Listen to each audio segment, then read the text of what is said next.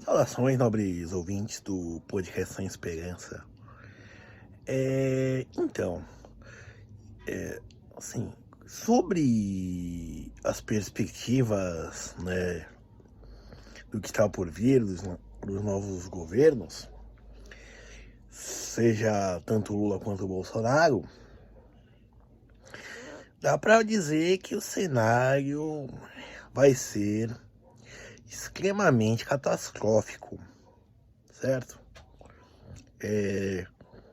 Bom, em especial pro Lula, se caso eleito, né? Certo?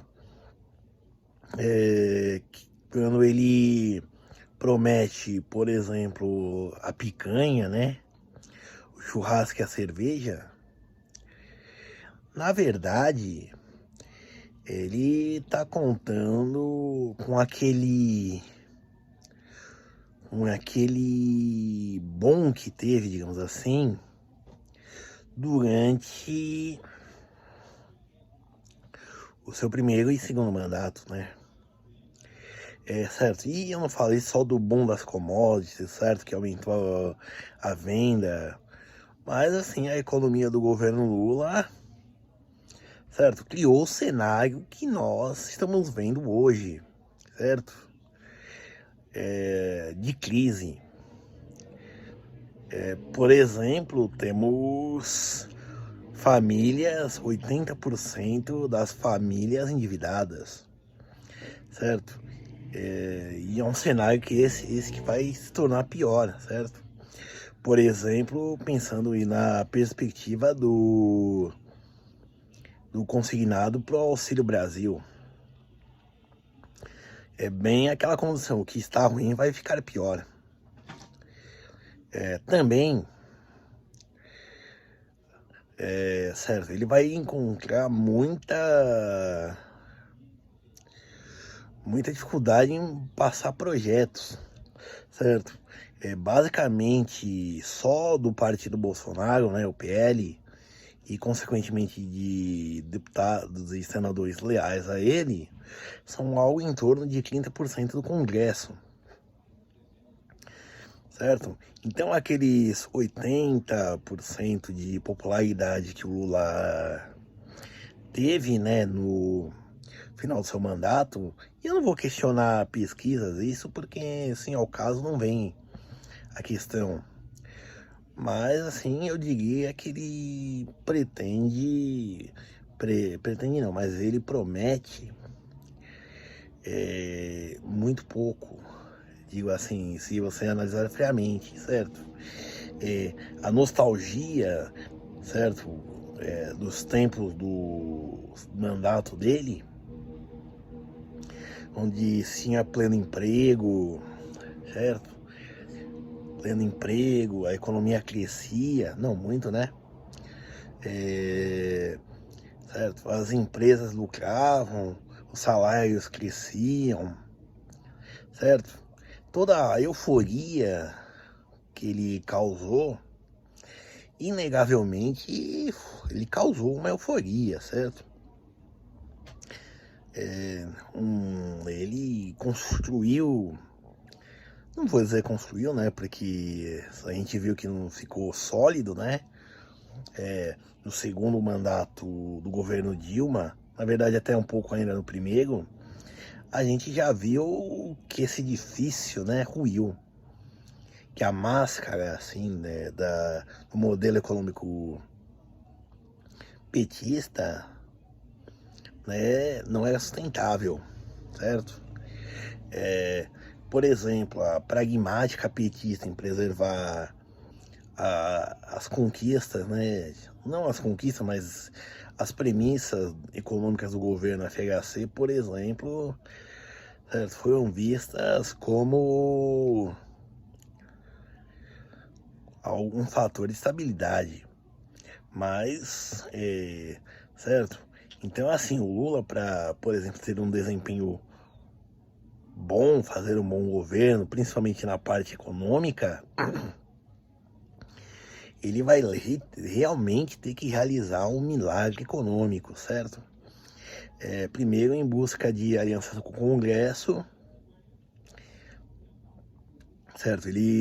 Se falam acusam, né, o Bolsonaro de realizar o orçamento secreto, se isso já é ruim com o Bolsonaro, vai ficar muito pior com o Lula, certo?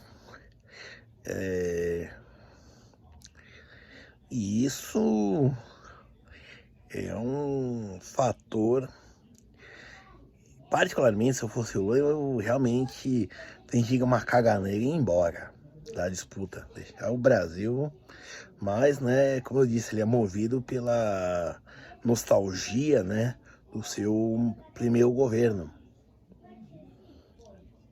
né? Então, por isso que se tem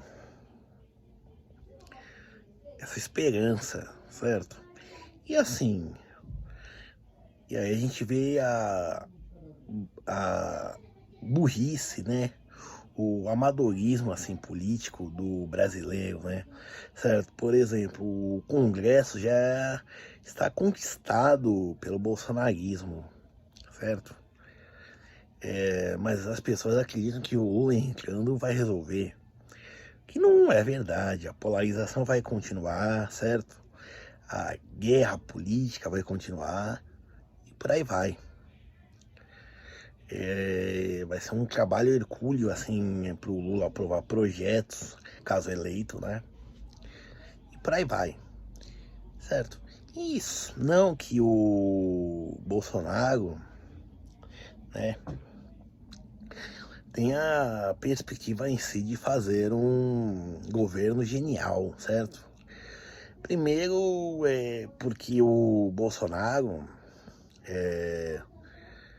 isso desde sempre, ele é o representante das pessoas que fazem as coisas mal feitas e que querem reconhecimento por isso, certo? Por exemplo, o Paulo Guedes pode ter uma carreira no mundo das finanças, né?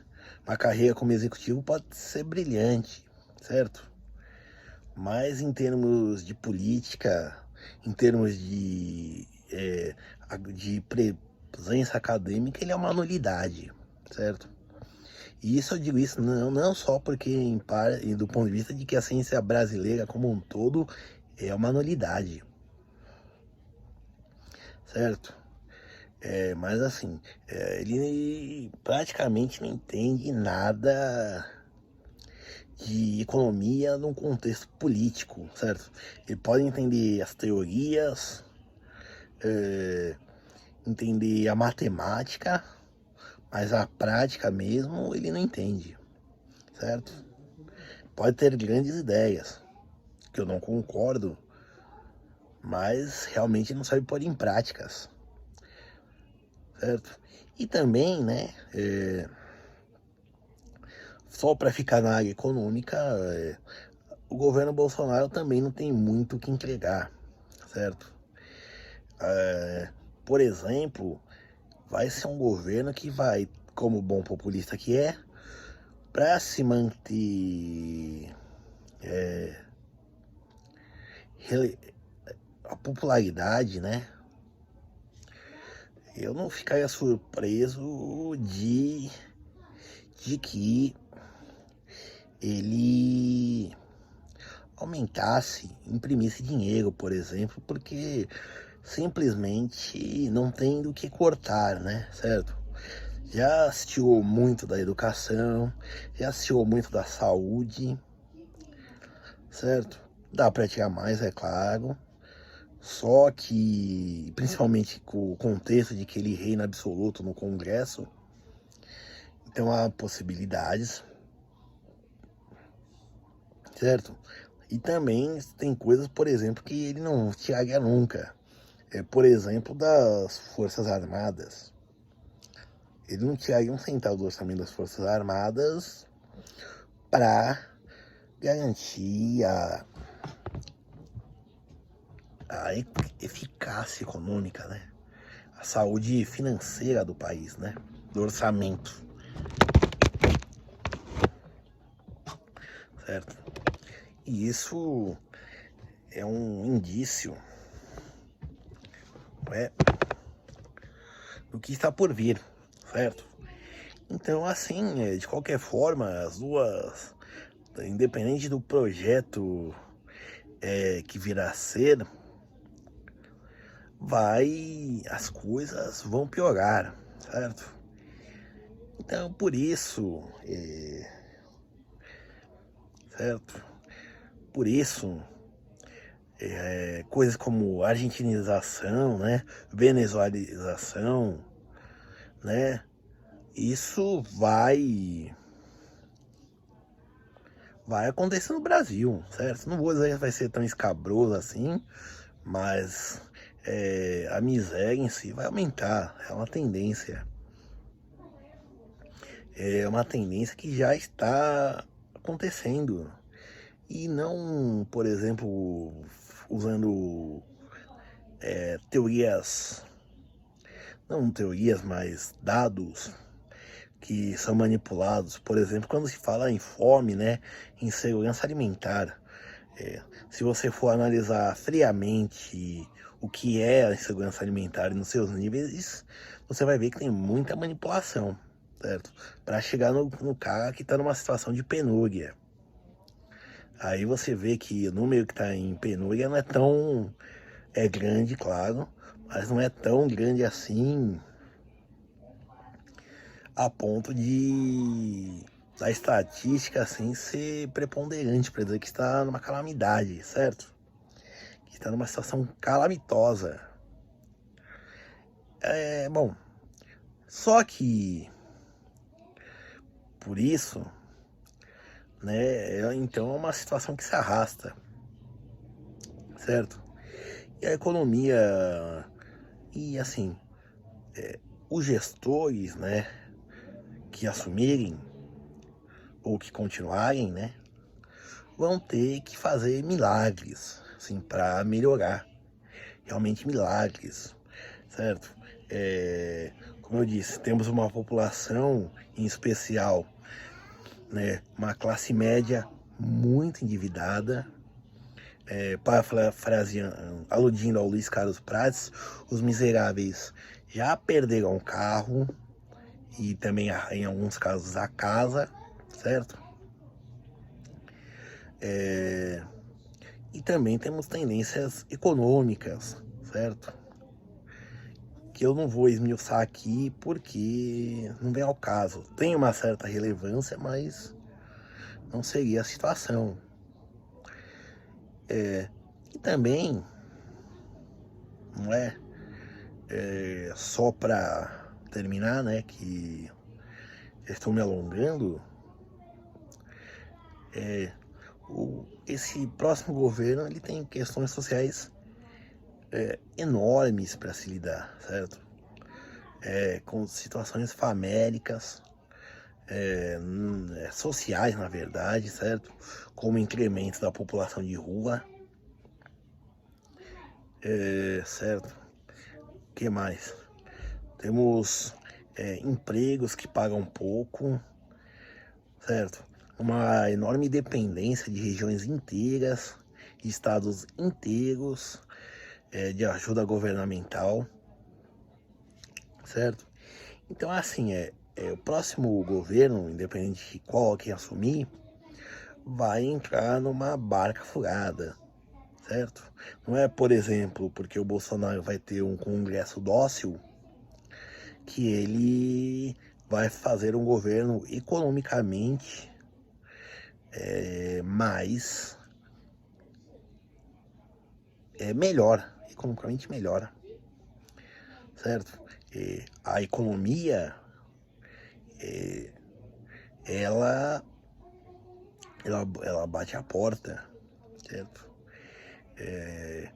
Os números podem ser manipulados por um tempo, mas eles batem a porta, eles cobram seu resultado.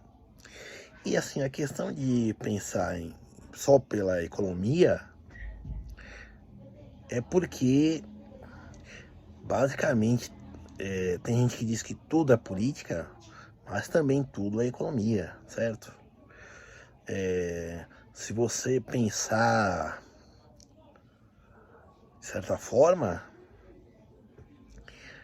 tudo em si tem uma economia no sentido de um sistema de produção, distribuição, de consumo de bens e serviços. E é disso que eu falo. Então, isso independente do sistema econômico em si que estiver vigente. Então, assim, é por isso que eu faço a minha análise, né, minha crítica, baseado na minha economia, certo? E, e é isso, e aí também porque ela acarreta toda a sociedade, todos os aspectos sociais, certo? Bom, e para terminar, é isso. Tá? Eu sou Urbano Agronopoulos, esse foi o podcast Sem Esperança. Obrigado.